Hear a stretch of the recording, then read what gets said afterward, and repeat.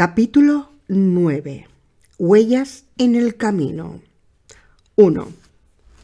Cuando Jake se despertó de una noche de sueños perturbadores, la mayoría de ellos ambientados en el Dixie Pig, una luz tenue y lánguida se colaba por la cueva. En Nueva York, ese tipo de luz siempre le había dado ganas de hacer novillos y quedarse el día entero en el sofá, para leer, ver concursos televisivos y pasar la tarde entera durmiendo la siesta. Eddie y Susana estaban hechos un ovillo, fundidos en un abrazo, dentro de un saco de dormir individual. Acho se había abstenido de utilizar la cama que le habían dejado para dormir junto a Jake. Estaba acurrucado formando una U, con el hocico apoyado en la zarpa izquierda. La mayoría de personas habrían pensado que estaba dormido, pero Jake vio el malicioso brillo dorado bajo sus pestañas y supo que Acho estaba espiando. El saco de dormir del pistolero tenía la cremallera bajada y estaba vacío.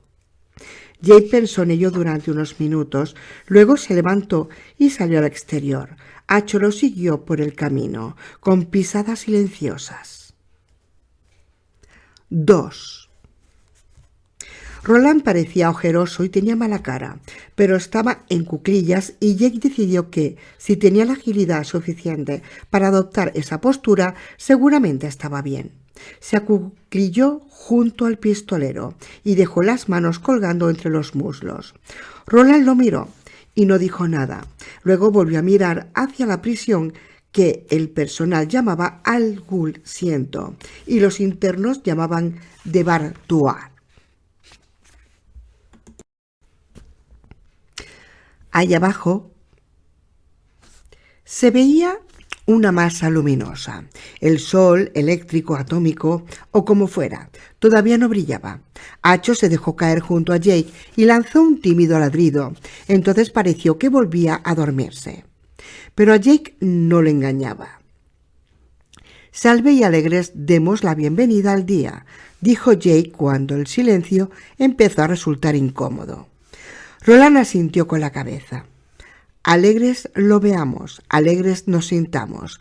Parecía tan alegre como una marcha fúnebre. El pistolero, que había bailado un desenfrenado con Mala a la luz de las antorchas en Calabrin Sturgis, podría haber llevado miles de años en la tumba. ¿Cómo estás, Roland? Lo bastante bien como para agacharme. Sea, pero ¿cómo estás? Roland lo miró. Luego se metió la mano en el bolsillo y sacó la petaca de tabaco. Viejo y lleno de achaques, como ya debes saber. ¿Quieres fumar? Jake se lo pensó y asintió con la cabeza. Tendrán que ser pequeños. Había un montón en el bolsón que me alegró recuperar, pero quedaba poca picadura. Guárdatela para ti si quieres. Roland sonrió. Un hombre que no puede soportar compartir sus vicios es un hombre que necesita dejarlos. Lió un par de cigarrillos y utilizó una especie de hoja que partió en dos. Le pasó una a Jake, luego los encendió con una cerilla que prendió frotándosela contra la uña del dedo gordo. En el aire quieto y frío de Can Punta TT, el humo quedó prendido ante ellos. Luego se elevó poco a poco y dibujó una columna en el aire. Jay pensó que el tabaco estaba caliente, que era fuerte y añejo, pero no chistó. Le gustaba. Pensó en todas las veces que se había jurado que no fumaría como su padre, en toda su vida, y ahora ya estaba empezando a viciarse, y con el consentimiento de su nuevo padre, cuando no con su aprobación. Roland extendió un dedo y le tocó a Jake la frente, la mejilla izquierda, la nariz, la barbilla. La última caricia le dolió un poco. Granos, dijo Roland, es el aire de este lugar. También sospechaba que era por el malestar emocional, la pena por la muerte del padre, aunque pensó que comentárselo a Jake solo contribuiría a aumentar la tristeza del muchacho por la defunción de Callahan. «Tú no tienes», dijo Jake. «Tienes la piel tersa como la seda. Menuda potra». Ni un solo grano, admitió Roland, y dio una calada. A sus pies, iluminado por una filtración de luz, estaba el pueblo. El pacífico pueblo, pensó Jake, pero parecía algo más que el Pacífico. Parecía muerto y bien muerto. Entonces vio dos siluetas. Desde donde se encontraban no parecía más que puntitos, que se estaban aproximando una a la otra. Supuso que eran guardias Hum que patrullaban la parte más externa de la alambrada. Se juntaron y formaron un solo puntito durante un tiempo lo bastante prolongado para que Jake imaginase parte de su garla, y luego el puntito volvió a dividirse. No tengo ni un solo grano, pero la cadera me duele a rabiar. Es como si alguien me la hubiera rajado por la noche y le hubiera echado cristales rotos. Cristales calientes, aunque esto duele mucho más. Se tocó la sien derecha. Me da la sensación de que esté roto. ¿De verdad crees que estás sintiendo los dolores de Stephen King? En lugar de dar una respuesta verbal, Roland puso el dedo índice de la mano izquierda sobre un círculo formado por el dedo pulgar y el meñique de la derecha, un gesto que significaba «te digo la verdad». «Menudo coñazo», dijo Jake, «para él y para ti».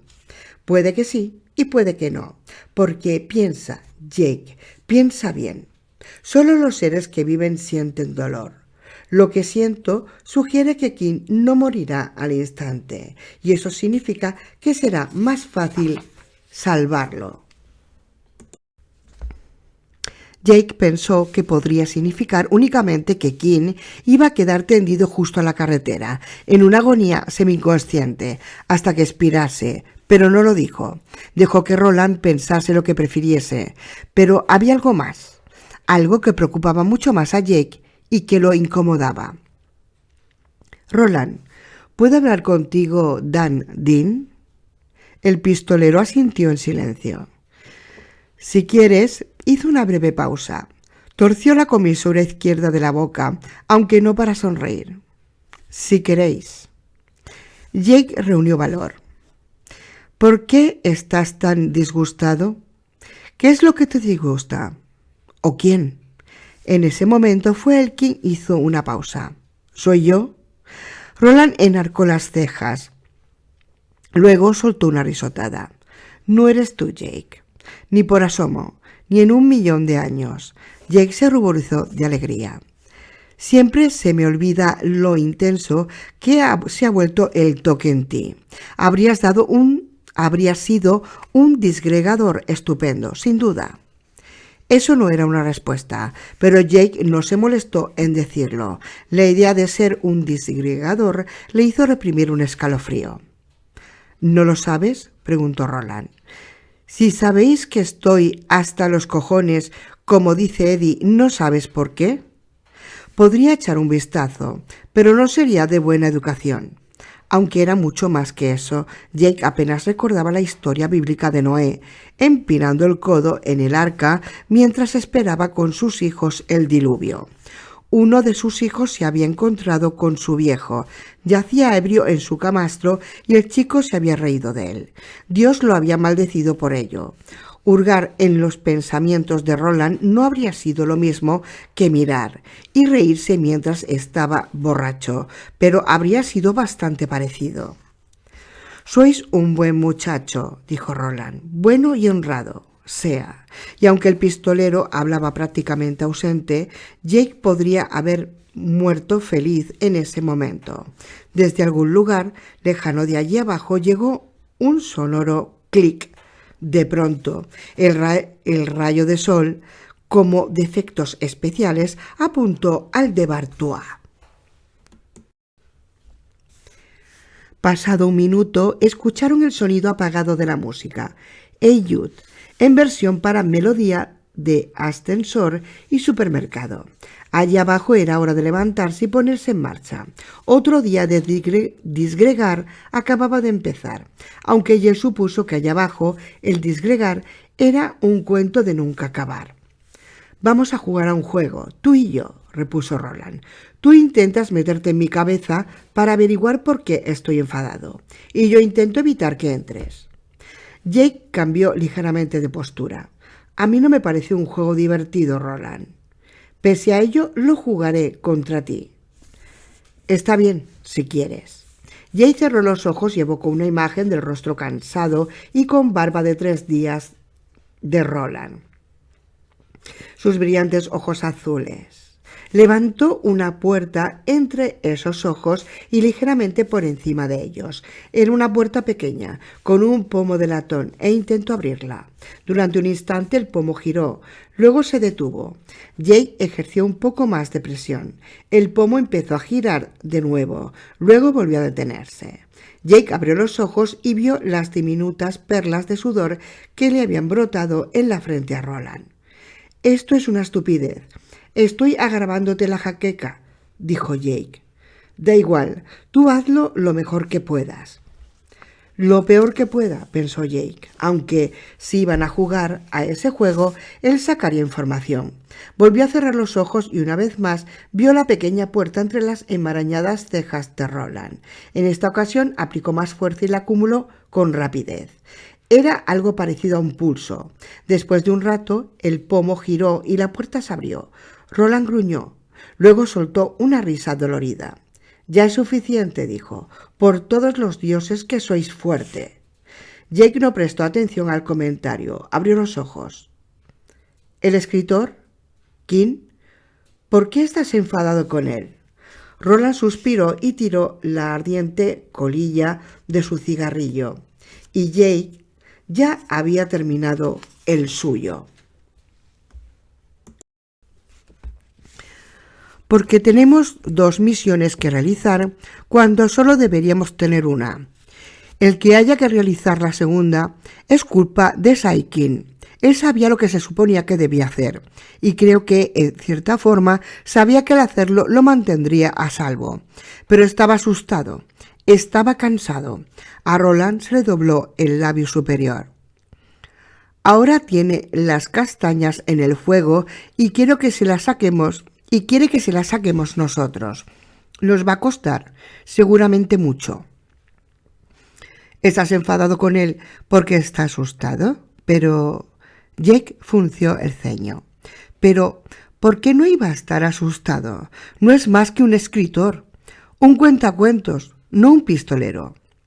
«Ya lo sé», dijo Roland, «pero no creo que haya sido el miedo lo que le detuvo». Jake: «O no solo el miedo. Además, es un vago». Lo entendí al conocerlo y estoy seguro de que Eddie también lo vio. Le echó un vistazo al trabajo para el que había nacido y eso lo intimidó y se dijo: «Está bien, encontraré un trabajo más fácil, uno que se ajuste más a mis gustos y a mis habilidades. Y si hay algún problema, ya se ocuparán ellos de cuidarme. Tienen que ocuparse de cuidarme. Y eso hacemos». «¿No te gustó?» «No», admitió Roland, «no me gustó, ni un pelo. No confié en él. Ya he conocido a otros cuentacuentos, Jake, y están todos más o menos cortados por el mismo patrón. Cuentan cuentos porque les da miedo la vida». «¿Lo dices en serio?» Jake pensó que era una idea deprimente. También pensó que tenía un eco de verdad. «Sí, pero…» Se encogió de hombros. Ese gesto quería decir: «Así son las cosas». «Kashume», pensó Jake, «si se rompiera su catet y si fuera culpa de King». ¿Y si era culpa de King, qué? ¿Había que vengarse de él? Era una idea de pistolero. También era una idea estúpida, como la idea de vengarse de Dios. «Pero nosotros estamos atrapados en eso», terminó de decir Jake. «Sea, pero eso no me impedirá patearle su vago y viejo culo si tuviera la oportunidad». Jake se partió de la risa al escucharlo y el pistolero sonrió. A continuación, Roland se puso en pie con un gesto de dolor, con las manos plantadas en la parte anterior de la cadera derecha. «Joder», masculló, «te duele mucho, ¿no? Mis achaques y mariconadas dan lo mismo. Acompáñame, te enseñaré algo más interesante». Roland, que cojeaba ligeramente, condujo a Jake al lugar donde la senda rodeaba el flanco de una pequeña montaña desigual. Era de suponer que por allí se ascendía a la cima. Allí el pistolero intentó acuclillarse, hizo un gesto de dolor y en lugar de ponerse en cuclillas, clavó una rodilla en el suelo, señaló hacia el suelo con la mano derecha. ¿Qué ves? Jake también clavó una rodilla en el suelo. El suelo estaba cubierto de guijarros y fragmentos enormes de desprendimientos rocosos. Parte de esa ladera estaba revuelta. Habían quedado huellas en el pedregal. Más allá del lugar donde permanecían arrodillados uno junto a otro, habían dos ramas rotas de lo que Jake pensó que sería matojo. Se inclinó hacia adelante e inspiró el tenue y acre perfume de la savia. A continuación, volvió a estudiar las huellas en el pedregal. Había muchas estrechas y no demasiado profundas. Si eran pisadas, sin duda no eran humanas, ni de un perro del desierto. ¿Sabes qué ha dejado este rastro?, preguntó Jake. Si lo sabes, dilo. No me hagas ganármelo a pulso. Roland le dedicó una breve sonrisa. Síguelas un poco, verás lo que encuentras. Jake se levantó y caminó lentamente siguiendo las huellas. Dobló la cintura como un niño con dolor de estómago. Las pisadas en la ladera doblaban por una roca. Había polvo en la piedra y rasguños en el polvo, como si algo hubiera barrido la roca al pasar. También había un par de hirsutos cabellos negros. Jake levantó uno de esos cabellos, entonces separó a toda prisa los dedos y se deshizo de él con un soplido, con un escalofrío de repulsión al hacerlo. Roland lo observó minuciosamente. Parece que acabases de ver un fantasma. Es horrible. Jake tartamudeó ligeramente. Dios, ¿qué era eso? ¿Qué nos estaba mirando? El que Mia llama Mordred. La voz de Roland no había cambiado, pero Jake se dio cuenta de que apenas podía mirar al pistolero a los ojos. Así de gris y lóbrega era su mirada. El chaval de quien dice que soy el padre. ¿Ha estado aquí? ¿Por la noche? Roland asintió. ¿Escuchando? Jake no pudo terminar. Roland sí pudo. Escuchando nuestra garla y nuestros planes. Eso creo, y también la historia de Ted. Pero no lo sabes con certeza. Esas huellas podrían ser de cualquier cosa. Aun así, en lo único que podía pensar Jake en relación con esas huellas, ahora que había escuchado el relato de Susana, eran las patas de una araña monstruosa. Avanzad un poco más, ordenó Roland. Jake le dedicó una mirada interrogativa y Roland asintió con la cabeza.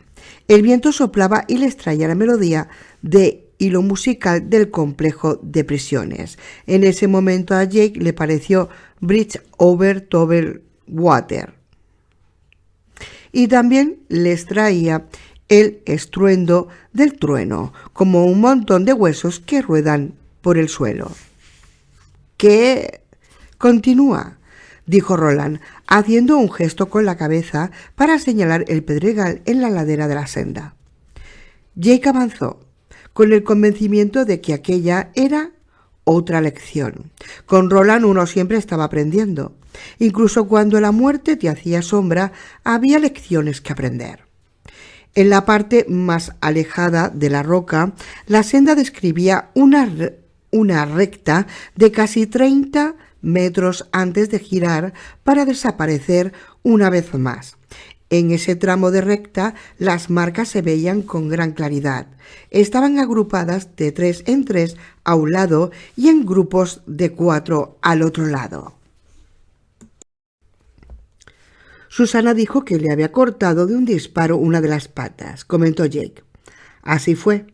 Jake intentó visualizar una araña de 7 patas del tamaño de un bebé humano, pero no pudo. Sospechó que no quería. Pasada la curva siguiente, había un cadáver disecado en el camino. Jake estaba bastante seguro de que lo habían desollado, aunque era difícil de saber. No había ni tripas, ni sangre, ni moscas revoloteando. Lo único que había era una cosa polvorienta y sucia que parecía vagamente, pero que muy vagamente un ser canino. Acho se acercó, lo olfateó, levantó una pata y orinó sobre los restos. Volvió junto a Jake con el ademán de alguien que hubiera concluido una parte importante de su misión. Esa fue la cena de nuestro visitante anoche, informó Roland. Jake estaba mirando a su alrededor. ¿Nos está mirando ahora? ¿Tú qué crees? Roland respondió: creo que los chicos en edad de crecimiento necesitan tomarse un descanso. Jake sintió una punzada de desagrado, pero la descartó sin darle mayor importancia. ¿Celos? Seguro que no. ¿Cómo iba a estar celoso de algo que había cobrado vida comiéndose a su madre? Era la sangre de Roland, sí, su verdadero hijo, para ser exacto, pero eso no era más que una casualidad. ¿Verdad? Jake fue consciente de que Roland lo estaba mirando con atención. Lo observaba de una forma que incomodaba a Jake. «Mi reino por lo que piensas, dimidad», dijo el pistolero. «No es nada», respondió Jake. «Solo me preguntaba dónde se habrá puesto a descansar». «Es difícil saberlo», dijo Roland. «Debe de haber cientos de cuevas solo en esta colina. Vamos». Roland fue el primero en doblar por la piedra donde Jake había encontrado los hirsutos cabellos negros y, una vez llegó, empezó a borrar metódicamente las huellas que había dejado Mordred a su paso. «¿Por qué haces eso?», preguntó Jake con más brusquedad de la que pretendía. «No hace falta que Edin y Susana se enteren de esto», dijo Roland. «Solo quiere mirar, no interferir en nuestros asuntos, al menos de momento». «¿Y tú cómo lo sabes?», quiso preguntar Jake, pero entonces sintió la punzada de antes, la que desde luego no estaba provocada por los celos, y decidió no preguntarlo. Dejó que Roland creyera lo que le diera la gana. Mientras tanto, él mantendría los ojos abiertos. Si Mordred era lo bastante idiota para dejarse ver... «¿Quién más me preocupa es Susana?», dijo Roland. «Es la que más puede distraerse con la presencia del chaval, y a él podría resultarle más fácil leer sus pensamientos». «Porque es madre de eso», añadió Jake. No se dio cuenta de que no había utilizado un pronombre de persona, pero Roland sí se dio cuenta. «Ambos están conectados, Sea. ¿Puedo confiar en que mantengas el pico cerrado?» «Claro. Además, intenta protegerte la mente. Eso también es importante». «Puedo intentarlo, pero...» Jake se encogió de hombros, con lo que quería decir que en realidad no sabía cómo se hacía eso. «Bien», dijo Roland, «yo haré lo mismo». Volvió a levantarse una ráfaga de viento. Bridge over Troubled Water había dejado paso a... Jake estaba casi seguro, una melodía de los Beatles, la que tiene un estribillo que acaba con un bip bip mum bip bip yeah. ¿Conocían esa canción en las polvorientas y mortecinas poblaciones entre Gilead y Mejis? Jake se lo planteó. Había gente como Shep en algunos de esos pueblos que tocaban la melodía de Jack Time, Drive My Car, en pianos desafinados, mientras los haces se debilitaban y el pegamento que mantenía unidos a los dos mundos se diluía lentamente hasta convertirse en hilachas y los mismísimos mundos se combaban. Sacudió la cabeza con fuerza y vivacidad para intentar aclararse las ideas. Roland seguía mirándolo y Jake sintió un infrecuente ataque de irritación. «Mantendré el pico cerrado, Roland. Al menos intentaré no decir lo que pienso. No te preocupes por mí». «No me preocupo», respondió Roland, y Jake se dio cuenta de que estaba luchando contra la tentación de entrar en la mente de Sudin y descubrir si eso era cierto. Seguía pensando que hurgar estaba mal, y no solo porque era de mala educación. La desconfianza era muy parecida a un ácido. Su catet ya estaba lo bastante debilitado y quedaba mucho trabajo por hacer. «Bien», dijo Jake, «eso está bien». «Bien», gritó Acho, como diciendo «eso está hecho». Ese gesto hizo sonreír a ambos pistoleros. Sabemos que está allí, dijo Roland, y es probable que él no sepa que lo sabemos. En la situación en la que estamos, las cosas no podrían estar mejor. Jake asintió con la cabeza. Esa idea lo tranquilizó un poco. Susana salió a la entrada de la cueva con su habitual gateo veloz, mientras ellos se dirigían de vuelta al interior. La mujer olfateó el aire e hizo una mueca de disgusto. Cuando los divisó, la mueca se tornó en sonrisa. «Veo hombres guapos. ¿Hace cuánto que os habéis levantado?» «Hace solo un rato», contestó Roland. «¿Y cómo te encuentras?» «Bien», respondió Roland. «Me he despertado con dolor de cabeza, pero ahora ya casi se me ha quitado». «¿De veras?», preguntó Jake. Roland asintió en silencio y le dio un apretón en el hombro. Susana quería saber si tenían hambre. Roland dijo que sí, y también Jake. «Vale, pues venid», dijo ella, «y ya veremos qué podemos hacer al respecto». 3. Susana encontró huevina en polvo y unas latas de estofado de carne con maíz de la marca Prudente.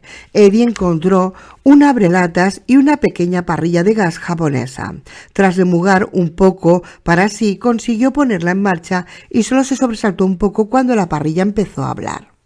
«Hola, tengo la botella de gas Gamri con 3/4 de su contenido, disponible en Walmart, Burnaby's y otros prestigiosos supermercados. Está oscuro aquí dentro, ¿verdad? ¿Puedo ayudarle con alguna receta o los tiempos de cocción?» «Puedes ayudarme cerrando el pico», dijo Eddie, y la parrilla no habló más. Eddie se dio cuenta de que estaba pensando en si la habría ofendido. Entonces pensó si debería suicidarse y ahorrarle un problema al mundo. Roland abrió 4 latas de melocotón.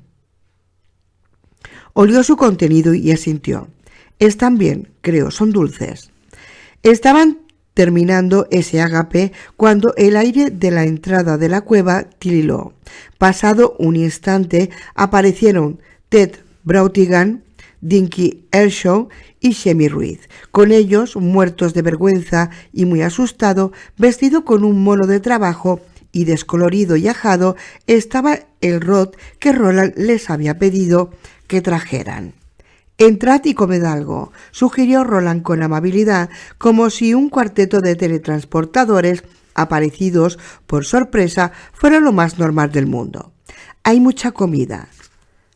Tal vez sea mejor que nos saltemos el desayuno», dijo Dinky. «No tenemos mucho tiempo».